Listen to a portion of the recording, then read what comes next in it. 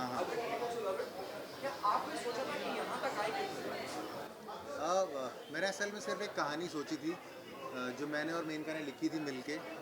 और उस विज़न पे मेनका और मोना, आज वुमेंस डे, आज हमारी फिल्म का प्रीमियर हुआ है, तो उन दोनों ने उस विज़न पे हमारी स्क्रिप्ट पे एक भरोसा दिखाया और ये फिल्म बनी। ऑनेस्टली मुझे लगता है कि फिल्म की जर्नी आप डिसाइड नहीं करते, फिल्म खुद अपनी किस्मत ढूंढ लेती है, मुझे ऐसा लगता है। बहुत इंपॉर्टेंट होता है, film making is a very serious business. क्या आप सोच के यू इन्वेस्टेड कि हाँ उनको बैक डोर दोस्त?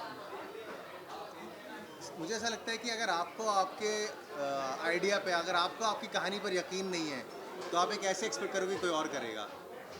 तो मुझे पूरा भरोसा था और मुझे इस कहानी पे बहुत भरोसा था। आपने बड़ी अच्छी बात कही कि आजकल बड़ी फिल्में बनती हैं और बड़े कलाकार हैं, लेकिन मेरा मानना है कि बड़ी कहानियों से और बड़ी बड़ी कहानियों से बड़ी फिल्में बनती हैं ज़्यादातर। मतलब बजट एक बहुत अच्छी बात है, खूबसूरती आती है फिल्म में, चीज़ें जुड़ती हैं, लेकिन मेरे लिए सबसे बड़ी बात है कि कहानी अगर बड़ी है तो फिल्म अपने आप बड़ी हो जाएगी, सितारे अपने आप बड़े हो जाएंगे। राइटर साहब, आप क्या कहेंगे? What is the purpose this brief, क्योंकि आप दोनों ने मिलकर लिखी है, क्या ब्रीफ था?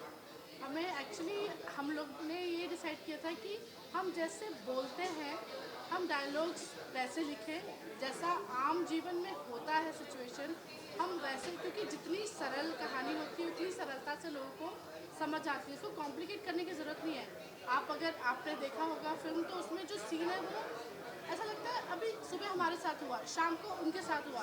डायलॉग्स ऐसे हैं जैसे हम बात करते हैं अभी, वो पंच लाइन वाले डायलॉग्स, मुझे लगता है उसका भी एक एक्शन फिल्मों में वो सब चलता है, लेकिन जब आप एक रिलेशनशिप, रिश्तों की बात करते हैं, रिश्तों में लोग डायलॉगबाजी नहीं होता है, उसमें एक वार्तालाप होता है, कॉन्वर्सेशन होता है। उसी तरह से ये लिखा गया, तो रियल लग रहा है, रियल फिल्म है।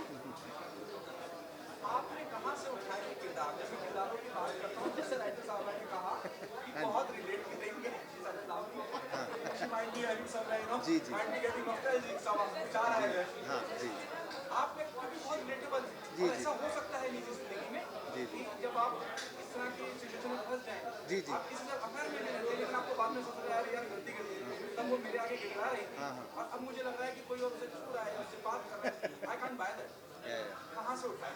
तो सर, सबसे पहली बात तो ये है ना कि इश्क कब होता है हमें समझ में नहीं आता, और कब ख़त्म हो जाता है हमें समझ में वो भी नहीं आता।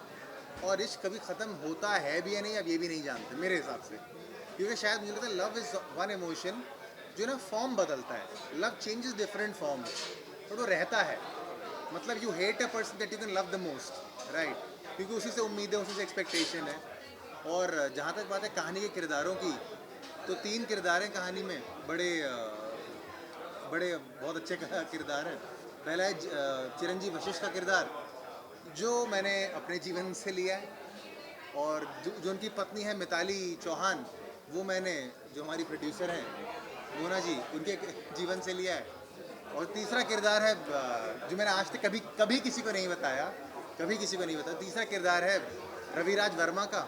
वो हमारे को प्रोड्यूसर हैं, हमारे बहुत अच्छे दोस्त हैं, मिस्टर जितिन राज के आर, तो उनके ऊपर आधारित किया है मैंने। तो बस, तो और बहुत ही ज़िंदगी से जुड़ी हुई कहानी थी हमारी लाइफ के रिलेशनशिप्स की। मैं और मोना मैरिड भी हैं, तो हमारे जीवन के रिलेशनशिप से निकली, हमारे रिश्तों से काफ़ी जुड़ी हुई ये पूरी कहानी है, मतलब ना। तो कुछ चीज़ें हमने देखी, मैंने एक बेसिक बड़ा थॉट था कि अगर एक दिन मैं इनको छोड़ दूं और मुझे कल को ये रियलाइज़ हो कि गलती हो गई यार, लेकिन अभी कहीं और जा चुकी हैं, तो क्या होगा मेरे साथ। तो कुछ इस थॉट पे लिखा, ये सोच थी मेरी, लेकिन ये आइडिया इनका था। तो ये आइडिया इनका था, हम लोगों ने मिलकर लिखा और जीवन से प्रेरणा ली। और जैसे इन्होंने कहा, कोशिश हमारी यही थी कि मेरा ना बहुत as a writer, as a director, एक बड़ा बड़ा मन रहता है कि रियलिज्म को मैं पकड़ के चलूँ। और रियलिज्म बोरिंग नहीं, रियलिज्म का मतलब ये नहीं कि आपने एक सिंगल लाइट लगाई, शॉर्ट में कैरेक्टर रख दिया। लाइफ इज़ रियल, मैं आपसे बात कर रहा हूँ। जो मेनका ने अभी बोला कि हमको रोने के लिए सैड डायलॉग की ज़रूरत नहीं होती, हमको हंसने के लिए जोक्स नहीं चाहिए होते। वो भी एक तरह की राइटिंग, वो भी एक तरह की कहानी है, लेकिन असल ज़िंदगी की तरह होती है, और उसके अंदर सारे भाव होते हैं, सारे इमोशंस होते हैं। तो कुछ ऐसी कोशिश थी हमारी। बोला, आपको क्या लगता है कि वो मोर कॉम्प्लिकेटेड, मैन और वुमन? दोनों ही, मुझे लगता है दोनों ही। यू कांट से कि ये ज़्यादा है ये कम है, दोनों ही अपने अपने में मुझे ऐसा लगता है। डायरेक्टर, तो last move of my hand, जी जिस तरह का प्यार और सराहना इस बंदे चुका है, do you think the responsibility sense of the people goes up on your shoulders? और जिस तरह से फिल्म फेस्टिवल्स में जिस तरह से सराहा गया फिल्म को, क्या एक जिम्मेदारी बढ़ जाती है as an individual artist, as a director? Sir मेरी जिम्मेदारी मेरी बहुत सिंपल है मेरे लिए। मैंने नहीं सोचा था, मैंने पहले भी कहा कि फिल्म को इतना प्यार, इतनी सराहना मिलेगी।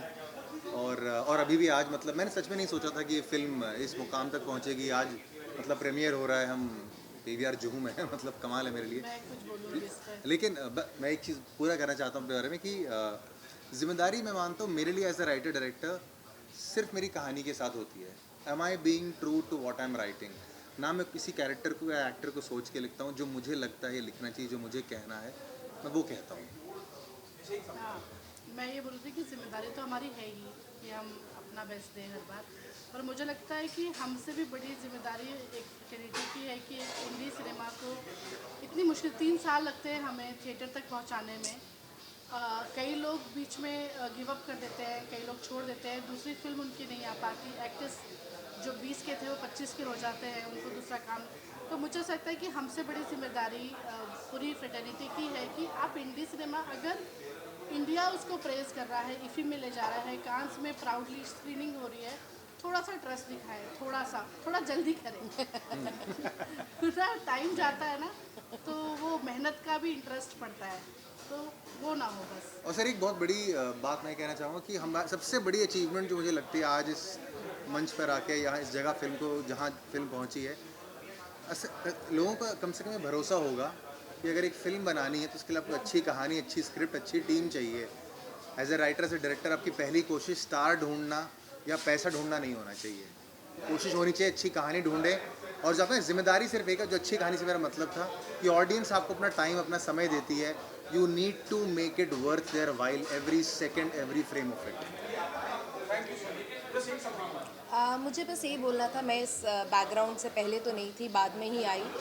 मुझे बस एक ही लाइन बोली थी, मुझे लगा जिन लोगों के पास अपॉर्चुनिटी है और जो दूसरे लोगों की हेल्प कर सकते हैं ना, प्लीज़ उनको एक चांस तो दें। ऐसे बहुत सारे लोग होते हैं जो कर सकते हैं, जो बदलाव ला सकते हैं, वो भी कभी कभी उनको लगता है कि अरे क्या होगा नहीं, एक बार करके देखते हैं ना, फिर डिसाइड करेंगे कुछ हुआ या नहीं हुआ। तो एक बार मौका सबको देना चाहिए। अगर आपके पास अच्छी अपॉर्चुनिटी है, यू नो इट, तो मुझे लगता है करना चाहिए ये। Thank you so much. Thank you. Thank you.